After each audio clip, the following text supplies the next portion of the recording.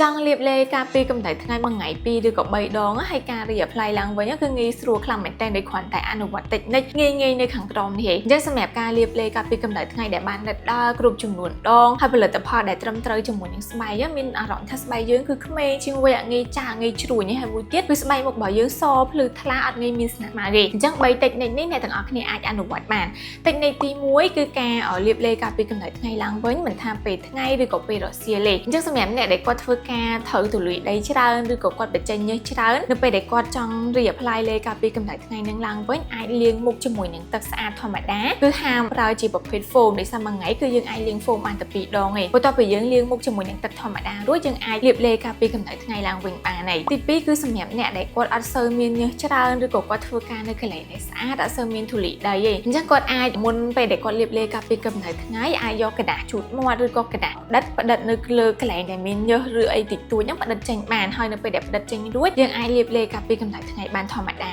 ចំណុចទី3គឺតិចនិចចុងក្រោយគឺសម្រាប់អ្នកដែល make up ជាពិសេសហ្មងអញ្ចឹងអ្នកដែល make up គឺគាត់ពិបាកក្នុងការ reapply លេការពីកម្ដៅថ្ងៃហ្នឹងឡើងវិញដោយសារតែលាបស្រួលលេការពីកម្ដៅថ្ងៃខ្លះវាជាប្រភេទរាវឬក៏អីអញ្ចឹងទៅវាអាចខូចទ្រង់ទ្រាយនៃការ make up របស់គាត់អញ្ចឹងអ្នកទាំងអស់គ្នាអាចប្រើជាប្រភេទម្សៅហុយឬក៏ powder ដែលវាអាចការពារកម្ដៅថ្ងៃបាននៅក្នុងនោះយើងអាចលាបពីលើ make up របស់យើងទៅគឺងាយស្រួលខ្លាំងមែនតើយើងចង់លាបមួយថ្ងៃ2ឬក៏3ដងក៏អាចអាលុប make up របស់យើងអត់បាក់ remove make up ចេញដែរអញ្ចឹងបើសិនជាធ្លាប់មានការពិបាកចិត្តឬក៏កំពុងតែកើតទុក្ខរឿងការលាបលេការពីកម្ដៅថ្ងៃឡើងវិញថាគួរលាបបែបណាឲ្យបានត្រឹមត្រូវអាចសាកធ្វើ technique ទាំង3នៅខាងលើនេះបាន